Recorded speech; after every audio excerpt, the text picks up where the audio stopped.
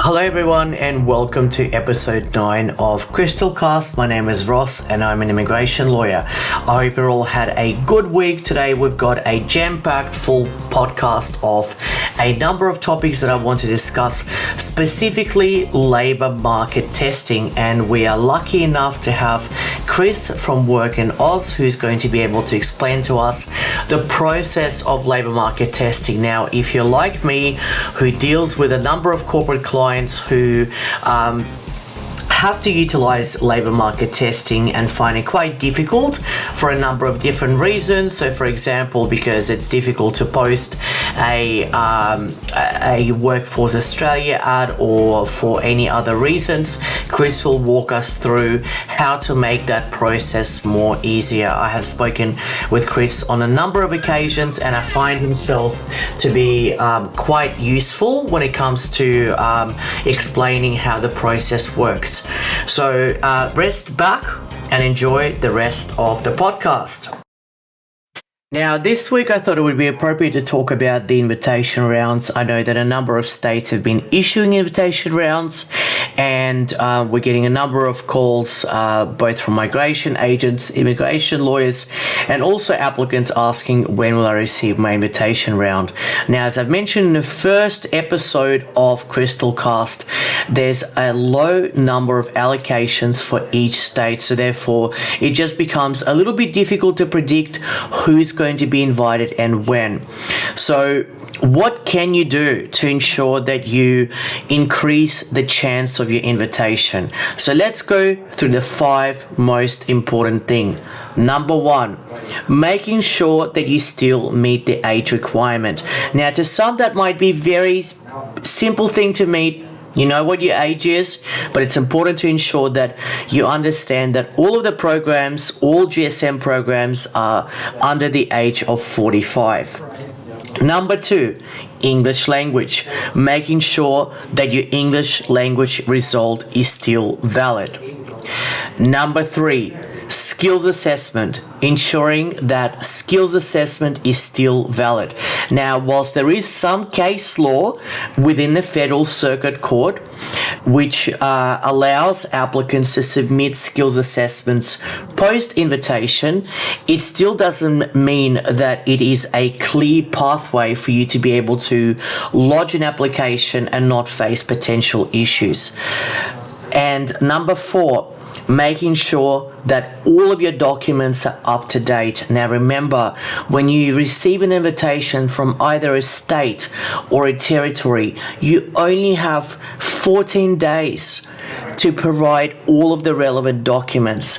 And last but not least, ensuring that you don't overclaim points. It is best to claim less points. So to give you an example, let's say I've got IELTS 6 in English. It's better for me to claim 6 in English as opposed to claiming 7, hoping that that is what I'm going to get.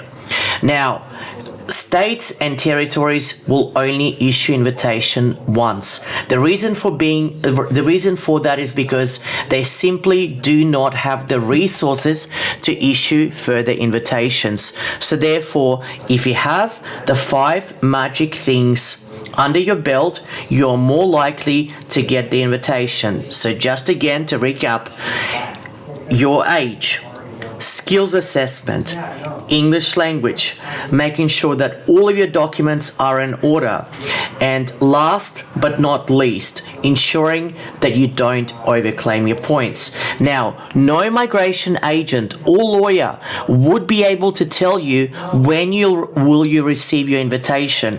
I'm getting a lot of anecdotal evidence that people say, well, you know, if you're sitting on 100 points, you'll get the invitation. If you're sitting on 120 points, you'll get the invitation. The reality is it's just not how it works. What works is the honesty system, understanding what you can claim, understanding what you can't claim, and last but not least, seek that professional advice. And now on to our topic of the week. And as I always say, when it comes to Crystalcast, we don't just talk about immigration, we talk about things that impact migrants in general. And this thing, this particular issue is very dear to my heart. immigration exploitation, modern day wage theft. A lot of migrants, when they come to Australia, they do not know their rights. Now, I just want to make that as a very general statement. I'm not saying that people come to Australia and they don't understand their rights. Some do, some don't. But it's important that migrants understand that just because you work somewhere and you hold a temporary visa, just because you live somewhere and you hold a temporary visa, you are still protected by the Australian law. I'll give you an example. Say, for example, you work as a chef and you are asked to work on a Sunday. You are entitled to be paid time and a half or double time and a half, whatever the award rate is. It makes no difference what visa you hold. Another example, if you live in a particular property and you are being asked to leave that particular property, it doesn't matter whether you hold a student visa, whether you hold a work visa, whether you hold some sort of other visa. Consumer protection laws work for you. Now, with Australia, there are different types of consumer bodies. So in New South Wales, for example, we've got the National Consumer Tribunal. In other states, I'm sure there are other bodies that are able to assist, but it is important to understand that as a migrant, you do have rights. And I've seen it way too many times, and unfortunately even this week, where migrants are just being taken advantage of, where they are just being told, well, it's just because. That's not how it works. If you hold a visa, you are entitled to full statutory rights. Now, if you feel that your statutory rights are being breached, doesn't matter whether that's at work, whether that's somewhere else, whether you've been wronged anywhere else, feel free to send an email to inquiries@crystalmigration.net and we will have a look at that and we will get to the bottom of that story and we will make sure that your rights are protected. Now, here's another interesting topic for us to discuss. How often do you think about change, or specifically population change? Now, we are almost at the end of 2023. Population changes, I think we can stop coining the term COVID. I think that we are now bouncing back to the way that things were. But how often do we think about population change?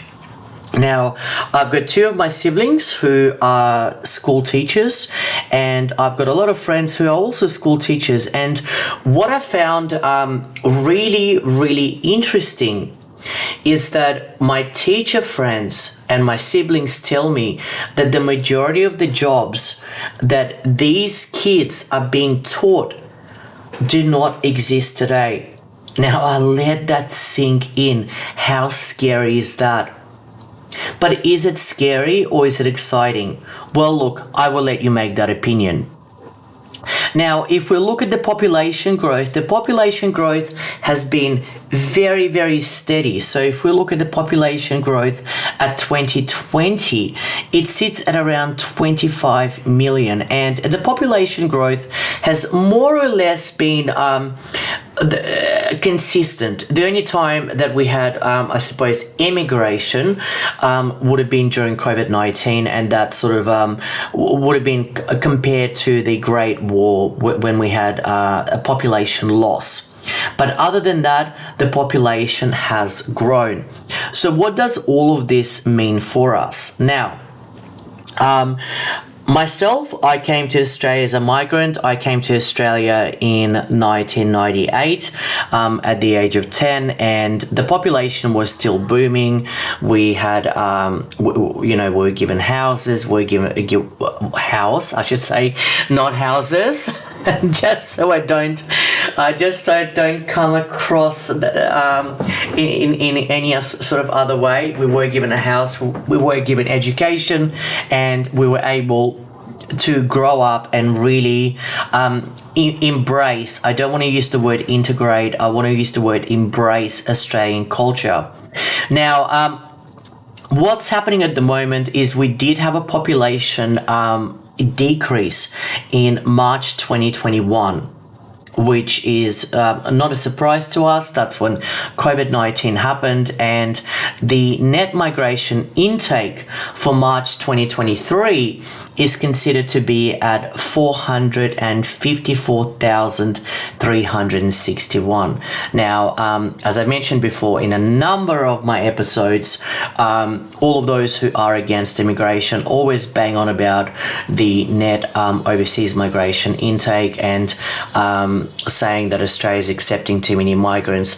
Well, the net overseas migration intake really is individuals, Australians like myself, Australians like yourself, or maybe migrants who are coming back into Australia. So it is not the people who are given permanent residency or a temporary visa. It is those individuals who are coming back into Australia. That is the net overseas migration intake. Now, the reason why Australia has such a higher net overseas migration intake at the moment is because COVID-19 saw a shutdown of the borders for 18 months. So there was nothing, not much happening during the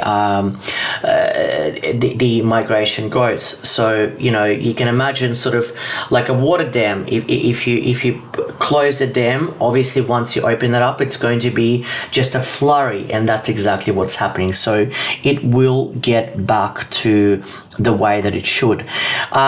The other interesting thing that I've been researching upon is the fertility rate. Now, in 1961, around the time when my mum was born, it was the highest fertility rate ever in the recorded history. I shouldn't say ever, in the recorded history. Currently in 2021, it is the lowest fertility rate. Now, why is that the case? Well, there's a number of different reasons why that's the case. First and foremost, people are choosing to have kids much later. My mother, for example, had me when she was 24.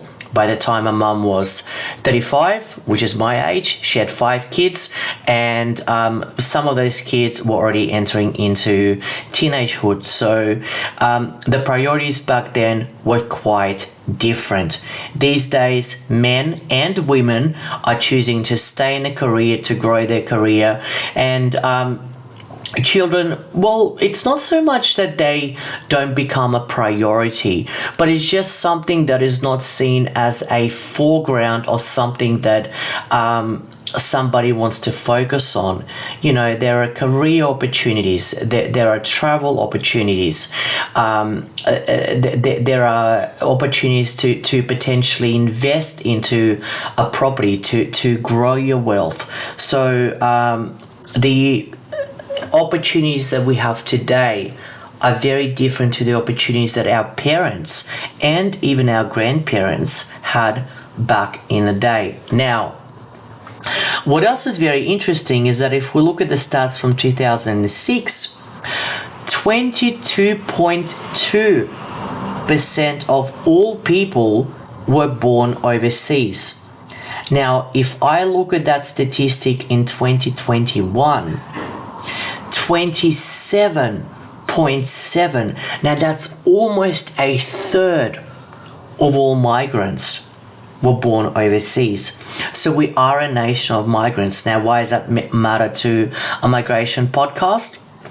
Well, it's a matter because you know that you will always be at work. You'll always need someone who is going to need your assistance to either migrate to Australia or to stay in Australia. And what's more staggering is that 48%, in my case 100%, of Australians had at least one parent that were born overseas. Now there's a couple of other very, very interesting statistics that I wanted to share with you. 24.8% of Australians use a non-English language when at home. Now I do speak a second language, Russian. I wish I could speak it a bit more, but I do practice it with my siblings. So 24.8%. Now that's almost a quarter of people speak another language at home. How great is that? It shows that we are a diverse culture. Now, the reason why I wanted to bring up some of those statistics, and I'll just do one more statistic. So Mandarin is the most common spoken language, followed by Arabic, Vietnamese, Cantonese, and Punjabi. Now, the reason why I wanted to bring that up is because I get, again, a lot of calls from migration agents. I get calls from immigration lawyers saying, well, the work might have slowed down a little bit. Do you think I will have my job, in a couple of years' time? The answer is yes. You need to look at these particular statistics. Australia is built upon a nation of migrants. So even if we were to have another pandemic or another some sort of catastrophic event which will halt migration, it will always bounce back. I've been doing immigration now for 15 years, and it is a cycle. When I started doing immigration back in 2009, I probably started the worst time. We're going through the global financial crisis. Do not start doing immigration at the worst possible time. And then, it took a while for the wages to bounce back. And then afterwards, we had the COVID-19 pandemic, which I thought was a fad, but that fad lasted for over 3 years. So things will always happen. Will something else happen in the near future? Absolutely. Do I know what it is? No, I don't, but it will happen. It is cyclical. If history has taught us anything when it comes to Australian immigration, it is cyclical. So what can you do as a migration agent? As a visa applicant, or as an immigration lawyer? Well, first and foremost, be up to date with the changes. Be flexible.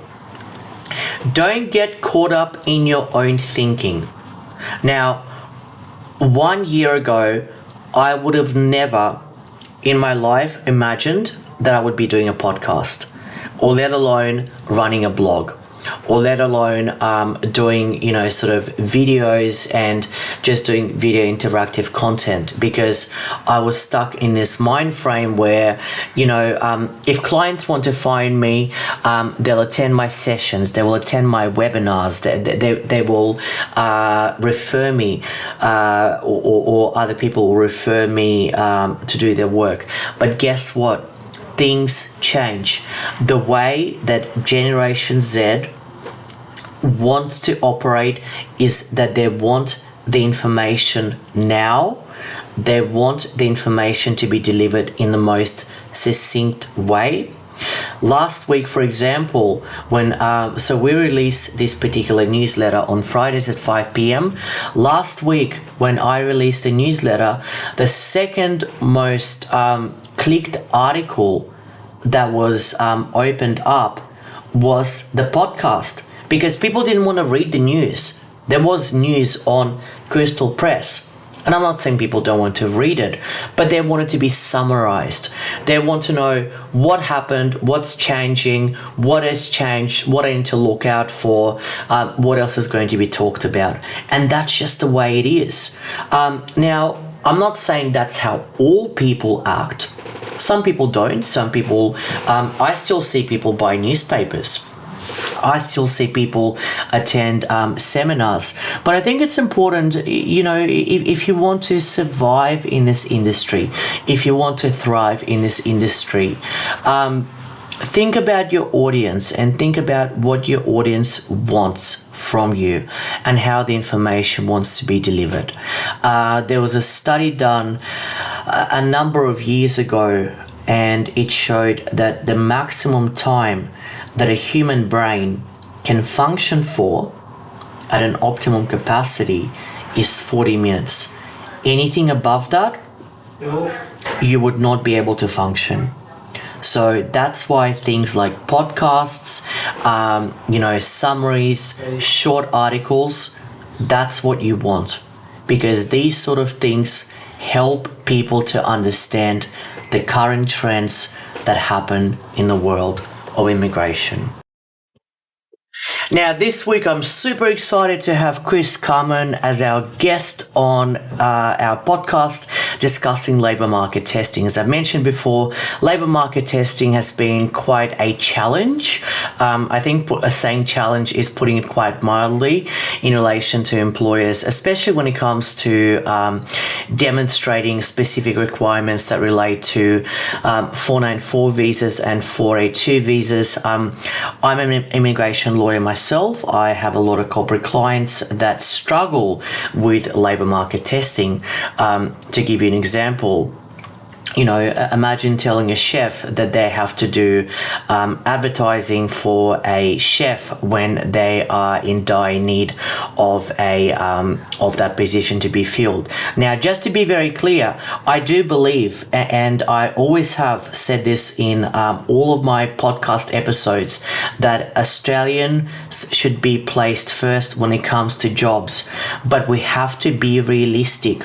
Sometimes there are no Australians to fill in jobs. If you go to certain remote areas, there are no applicants. I've helped a number of applicants who applied for jobs in the Northern Territory, in the Pilbara region, in Tasmania, in other states, and there are just 0 jobs. That is just the reality. I've gone recently to a conference and it was revealed that 85% of all jobs end up in either Sydney or Melbourne. Now, I'm in Sydney and I'm lucky. I live in the CBD, so therefore I do not see the skill shortage.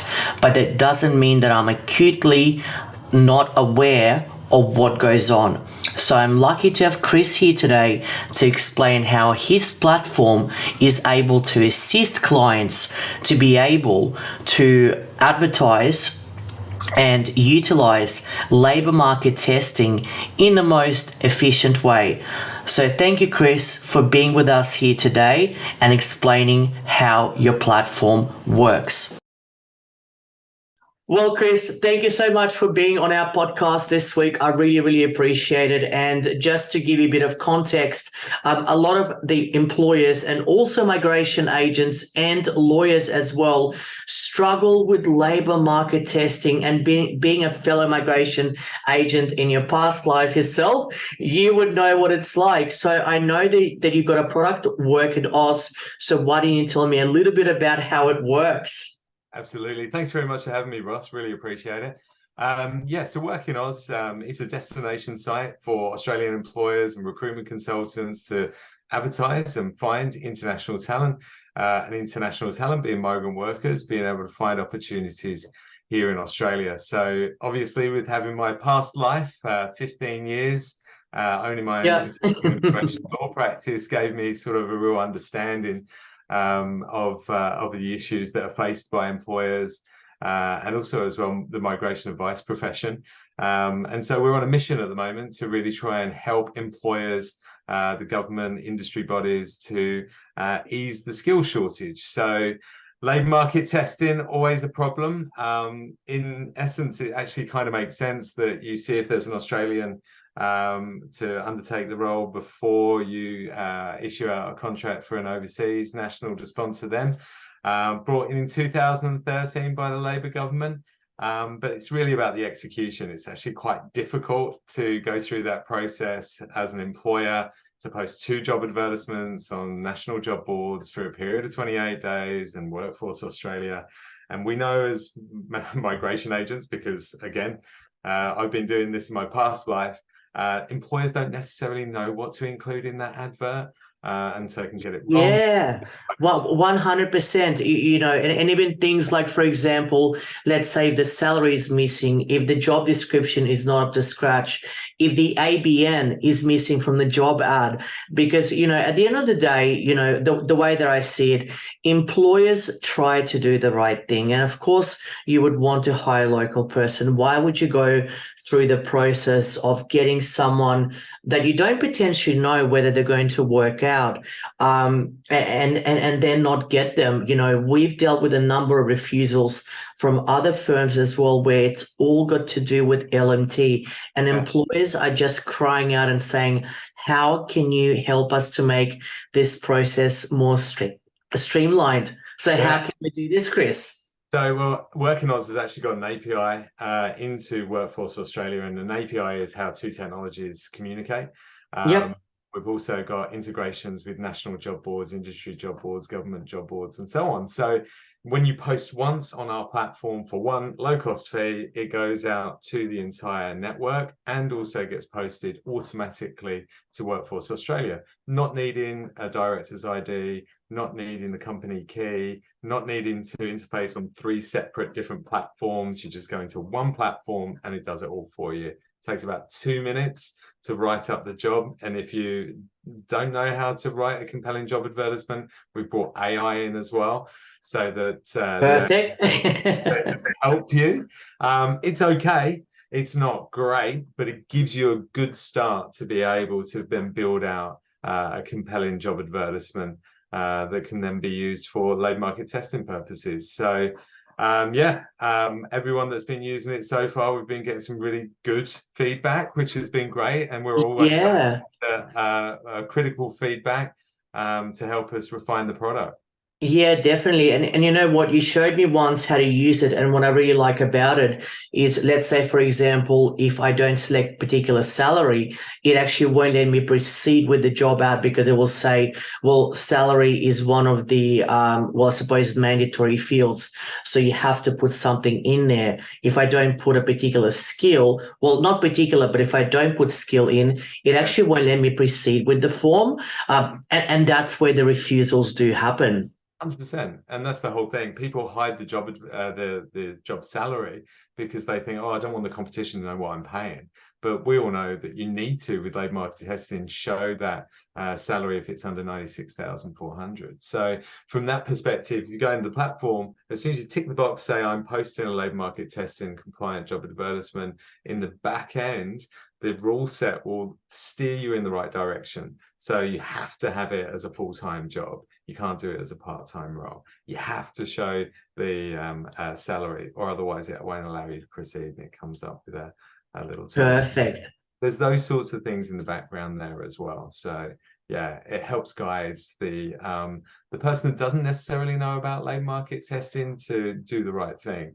And also as well, in the back end, you can set user permissions. So as an employer, I could sign up to it, and then I can actually assign user permissions to my migration agent, who can then come in, just review the job advertisement to make sure that it's going to meet the requirements for posting, and then I can post it knowing that I've met those labour market testing and compliance requirements. Or in the reverse, I can post it and then I've got 24 hours to change it, because after that it locks it down with Workforce Australia and the other platforms.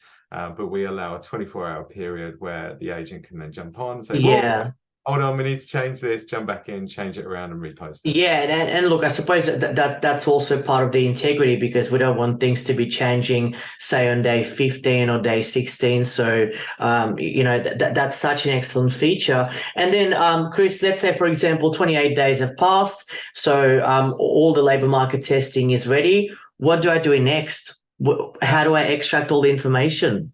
So the employer goes into the back end, they can simply look down, they've got all of the data that says the amount of applicants that come through, the views. It will show them which platforms that it's been posted out to, that has actually got screenshots there of the job advertisements that can then be downloaded with a little report that gives you a summary of all the information that's necessary to meet labour market testing compliance requirements. And then you can just upload it to the application, forward it over to your migration agent, or again, provide those user permissions to a migration agent to come in, and then the migration agent can do it themselves.